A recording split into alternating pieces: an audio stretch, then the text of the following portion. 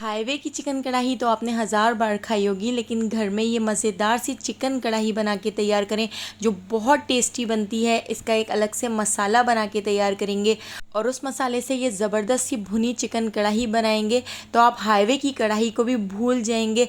खाने में बहुत टेस्टी है, एक बार ज़रूर ट्राई कीजिएगा।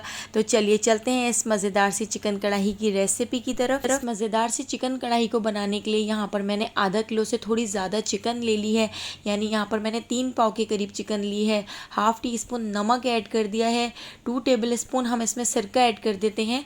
तो चिकन को अभी हमने धोया नहीं है, अभी हमने वॉश नहीं किया है, अभी बस हम इसमें नमक, सिरका और पानी ऐड कर देते हैं और इसको अच्छी तरह से मिक्स कर देते हैं। 10 मिनट के लिए हम इस तरह से चिकन को छोड़ देंगे ताकि इसमें जितनी भी गंदगी हो तो वो सारी गंदगी पानी के अंदर आ जाएगी और हमारा चिकन बहुत अच्छी तरह से साफ़ हो जाएगा। तो यहाँ पर आप देख सकते हैं पानी का जो कलर है वो बिल्कुल पिंक पिंक सा हो चुका है। तो अब हम चिकन को अच्छी तरह से धो लेते हैं। तो यहाँ पर हमने चिकन को बहुत अच्छी तरह से वॉश कर लिया है और यहाँ पर चिकन का कलर भी चेंज हो चुका है, चिकन वाइट वाइट सी हो चुकी है। तो बिल्कुल साफ़ सुथरी हमारी यहाँ पर चिकन रेडी है।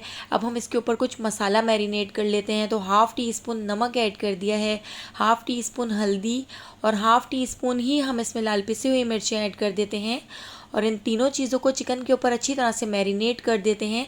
इन तीनों चीज़ों को 15 मिनट के लिए चिकन के ऊपर लगाकर छोड़ देते हैं। इतनी देर हम दूसरे मसाले बना के तैयार कर लेते हैं। तो यहाँ पर देखिए हमने 5 प्याज़ें ले ली हैं। तो यहाँ पर 3 छोटे साइज़ की प्याज हैं और 2 दरमियाने साइज़ की प्याज हैं। आप 3 दरमियाने साइज़ की प्याज भी यहाँ पर ले सकते हैं। तो यहाँ पर 3 दरमियाने साइज़ के टमाटर ले लिए हैं और यहाँ पर 5 से 6 अदद इस तरह से हमने हरी मिर्चें ले ली हैं। इन सारी चीज़ों को अच्छी तरह से वॉश कर लिया है।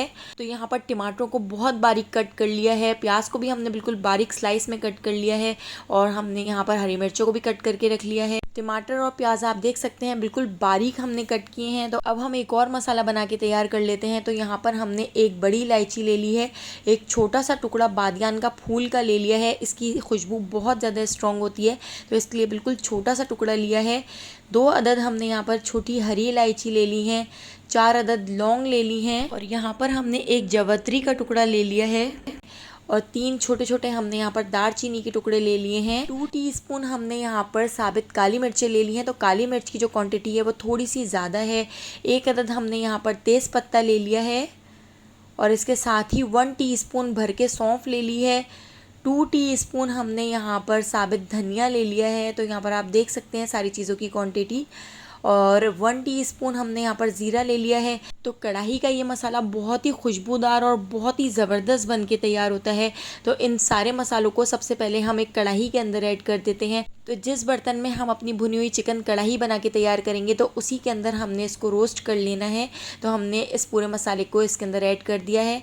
बहुत ही ज़बरदस्त सा कलर आने तक और बहुत ही अच्छी सी खुशबू आने तक हम इस पूरे खड़े मसालों को रोस्ट कर लेते हैं।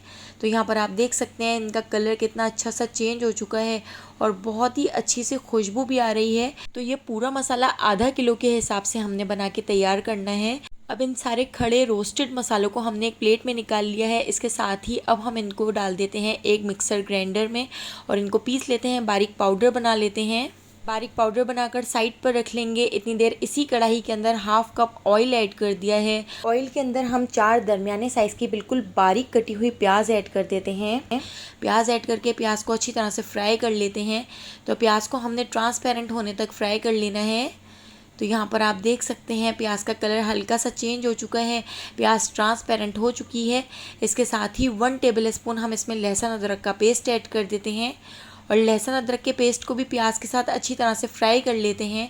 तो इतना फ्राई कर लेना है कि प्याज और लहसुन अदरक का कलर हल्का सा गोल्डन सा हो जाए। साथ ही हम इसके अंदर ऐड कर देते हैं जो हमने हरी मिर्चें कट करके रखी थी। तो 5 से 6 अदद हमने इस तरह से बीच से हरी मिर्चों को कट करके रख लिया था, तो वो भी हमने इसमें ऐड कर दी हैं। तो इन तीनों चीज़ों को अच्छी तरह से फ्राई कर लेते हैं, गोल्डन सा कलर आने तक फ्राई करेंगे। तो यहाँ पर आप देख सकते हैं प्याज, लहसुन, अदरक, हरी मिर्चें बहुत अच्छी तरह से फ्राई हो चुकी हैं, हल्का सा गोल्डन सा कलर आ चुका है। तो इसके साथ ही अब हम इसके अंदर ऐड कर देते हैं टमाटर।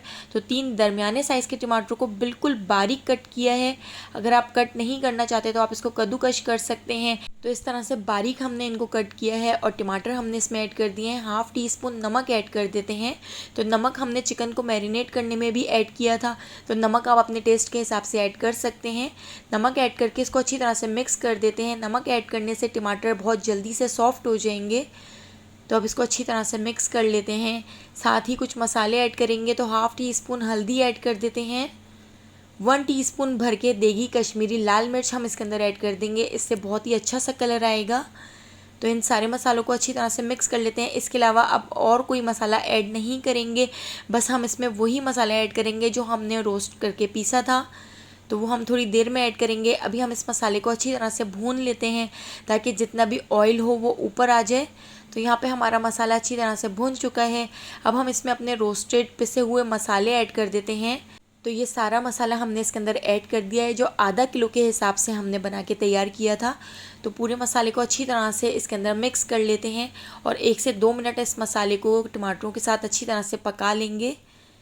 1 से 2 मिनट पकाने के बाद अब हम इसके अंदर ऐड कर देते हैं चिकन, जो हमने लाल पिसी मिर्च, हल्दी और नमक के साथ मैरिनेट की हुई थी। तो चिकन ऐड करके चिकन को इसके अंदर अच्छी तरह से मिक्स कर लेते हैं ताकि सारा मसाला अच्छी तरह से चिकन के ऊपर लग जाए।